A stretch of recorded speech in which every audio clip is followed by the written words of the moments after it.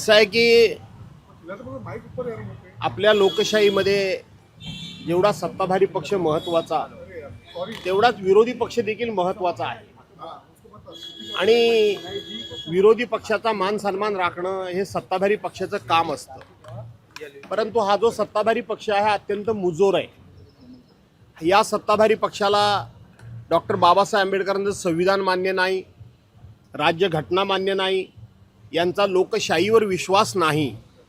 त्यामुळं हे सातत्यानं अशा प्रकारची वक्तव्य करतात आणि विरोधी पक्षनेतेपदाची निवडणूक आणि निवड ते जाणीवपूर्वक लांबणीवर टाकतात, कारण यांचा लोकशाहीवर विश्वास नाही. काल मुख्यमंत्र्यांनी पत्रकार परिषदेमध्ये स्पष्ट म्हटलं की त्यांनी नंबर मिळवावे, कारण त्यांना जनतेने नाकारलंय. ते नंबर मिळवून त्यांनी विरोधी पक्ष नेतेपद मिळवावं, ते फक्त सत्य खुर्चीसाठी हे करतायत. असं आहे की खुर्चीसाठी कोण काय करतो हे विधानसभेच्या अधिवेशनमध्ये माननीय मुख्यमंत्री महोदयांनी स्वतःच सांगितलेलं आहे. रात्री रात्री आम्ही डोळ्याला गॉगल लावून, कानटोप्या घालून, कपडे बदलून, वेश बदलून, गाड्या बदलून उद्धव बाळासाहेब ठाकरे यांचं सरकार कसं पाडलं, ते सरकार पाडलं ते सत्तेकरता पाडलं होतं की नव्हतं पाडलं. आणि म्हणून सत्तेचा मोह तुमच्या इतका दुसरा कोणाला नाही. सत्तेकरता तुम्ही सत्याचा आलाप राखणारे तुमच्या इतकं दुसरं कोणी नाही. माननीय मुख्यमंत्री महोदयांचा आदर राखून मी त्यांना सांगतो की आकडा मिळाला पाहिजे, तुम्ही आकडा मिळवा. म्हणजे 1 सदस्य संख्या ह्याच्यावर 10 वेळा मी बोललो, पण तुम्ही पत्रकार देखील एकच बाजू दाखवता. कायद्यामध्ये घटनेमध्ये अशी कुठे तरतूद आहे की 10% सदस्य संख्या असली पाहिजे, हे त्यांनी दाखवलं पाहिजे. माननीय मुख्यमंत्री महोदयांना मी विनंती वजा सल्ला देईन की तुमच्याच विधिमंडळाच्या सचिवांनी जे मला लेखी पत्र दिलेलं आहे की अशा पद्धतीनं 10% सदस्य संख्येची अट कुठेही नाही, त्याच्यावर जरा वाचन करा आणि त्या संदर्भात बोला. परंतु ज्यांनी मुद्दामून खोटं बोलायचं ठरवलेलंच असेल, झोपलेल्या माणसाला जागं करता येतं, ढोंग केलेल्या सोंग केलेल्या माणसाला जागं करता येत नाही. त्यामुळं 10% सदस्य संख्येची अट कुठेही नाही हे मुख्यमंत्र्यांनी समजून घ्यावं. न पेक्षा तुमच्या सचिवांनी दिलेलं पत्र, या पत्राचं तुम्ही स्वतः अभ्यास आणि वाचन करावं. तुम्ही आक्रमक नेते आहात, तुम्ही कुठेतरी तुम्हाला शांत बसवण्यासाठी उद्धव ठाकरेंनी विरोधी पक्ष नेतेपदासाठीचं तुमचं पत्र दिलंय. वेळ पडल्यास तुमचं नाव घेणार नाही असं उदय सामंत म्हणाले. ती वेळ पडल्यास माझं नाव घेणं की न घेणं, परंतु सरकारनं स्वतःचं काम तर करावं, विरोधी पक्ष नेतेपदाची निवड तर लावावी. त्यामुळं उद्धव साहेब माझं नाव घेतील की अन्य कोणाचं नाव घेतील तो आमचा अंतर्गत प्रश्न आहे. त्यावेळेला त्या संदर्भामध्ये आपण भाष्य करू.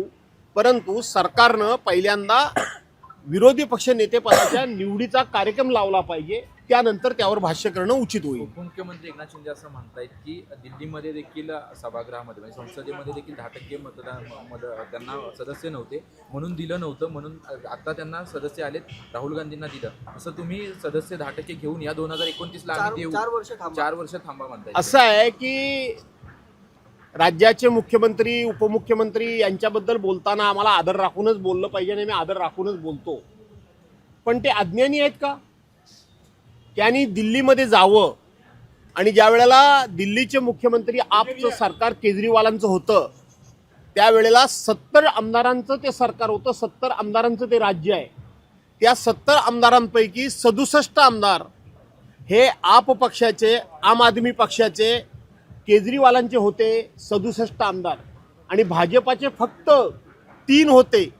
जर एवढीच तुम्हाला लोकशाहीची आणि आकडे आणि संख्याबळाची चाड असेल तुम्हाला, आता ही भाषा आम्हाला तर वापरावी लागते, तुम्हाला जर चाड असेल तर 3 सदस्य असलेल्या पक्षानं विरोधी पक्षनेतेपद घेताना जरा जनाची नाही मनाची बाळगली होती का, याचं उत्तर सुद्धा या नेत्यांनी दिलं पाहिजे. सत्ताधारी पक्ष हा दिलदार नाहीये, कारण ज्याप्रमाणे देशात इतर ठिकाणची उदाहरणं आहेत तिथे विरोधी पक्ष नेतेपद दिली गेली, पण आपल्या राज्यामध्ये तशा प्रकारचं उदाहरण दिसत नाहीये. राज्य सरकार कुठेतरी कमीपणा किंवा मनचुकारपणा करते का? असं नाही, राज्य सरकार कमीपणा नाही, राज्य सरकार कोत्या बुद्धीचं आहे.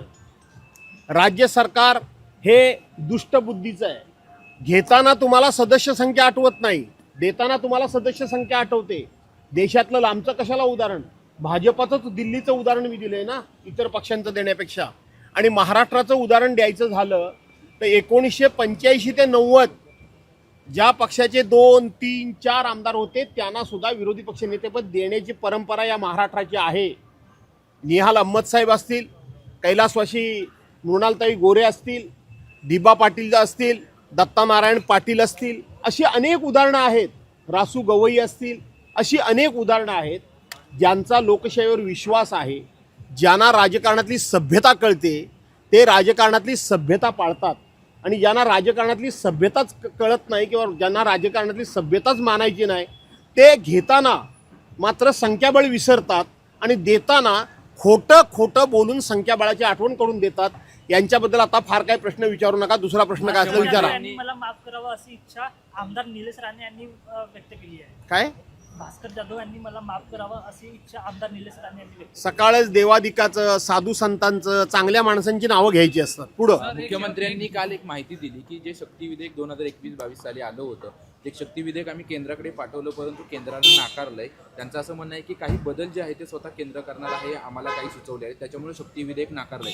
एकीकडे महिलांच्या घटना अशा होत असताना शक्ती विधेयक आणलं होतं महाविकास आघाडी सरकारनं, पण ते नाकारलं असल्याची माहिती मुख्यमंत्र्यांनी स्वतः दिली आहे. असं आहे, ते शक्ती विधेयक हे महिलांना सक्षम करण्याकरता, महिलांचं रक्षण करण्याकरता, महिलांचे हक्क अधिक बळकट आणि मजबूत करण्याकरता आणलेले होते. परंतु हे सरकार नेहमीच महिलांच्या हक्कांच्या विरोधात, महिलांच्या अधिकारांच्या विरोधात निर्णय घेत आलेला आहे. आणि म्हणून यांच्या काळामध्ये ते शक्ती विधेयक जाणीवपूर्वक मंजूर झालं नाही. ते केंद्र सरकारवर ढकलून आपली जबाबदारी टाळतायत.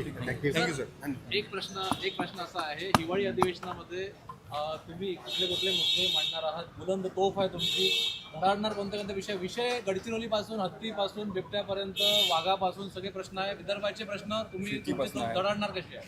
विषय असा आहे की मुळामध्ये या सरकारनं अधिवेशन का घेतलं हे तुम्हाला माहीत आहे का? या सरकारनं हे अधिवेशन घेतलंय ते लोकांचे प्रश्न सोडवण्याकरता नाही, लोकांना कुठल्याही प्रकारचा न्याय देण्याकरता नाही, तर सप्लिमेंटरी बजेट मंजूर करण्याकरता. आता स्थानिक स्वराज्य संस्थेच्या निवडणुका आलेल्या आहेत आणि सरकारी तिजोरीतला पैसा वाटायचा आणि सरकारी पैशानंच लोकांची मतं विकत घेण्याच्या योजना जाहीर करायच्या. आणि म्हणून हे अधिवेशन केवळ आणि केवळ त्यांनी या ठिकाणी पुरवणी मागण्या मान्य कराव्यात आणि सरकारच्या तिजोरीतला पैसा ओरबडायला मिळावा याकरता म्हणून फक्त हे 4 ते 5 दिवसाचं अधिवेशन आहे. आणि म्हणून आम्ही विरोधी पक्ष म्हणून निश्चितपणे आमची जी जबाबदारी आहे, तुम्ही म्हणता त्या पद्धतीनं गडचिरोलीपासून सिंधुदुर्गाच्या टोकापर्यंत जे जे प्रश्न लोकांचे आहेत ते आम्ही मांडलेलेच आहेत. आम्ही प्रश्नाच्या रूपानं मांडलेले आहेत, आम्ही लक्षवेधीच्या रूपानं मांडलेले आहेत, आम्ही 293च्या ठरावाच्या रूपानं आम्ही मांडणारच आहोत आम्हाला संधी मिळाल्यानंतर. त्याचबरोबर सप्लिमेंटरी बजेटवर जर बोलायला दिलं तर तिथेही आम्ही प्रश्न मांडणार आहोत. महाराष्ट्रातल्या जनतेला आम्ही निश्चितपणे न्याय देण्याचा प्रयत्न करू. धन्यवाद.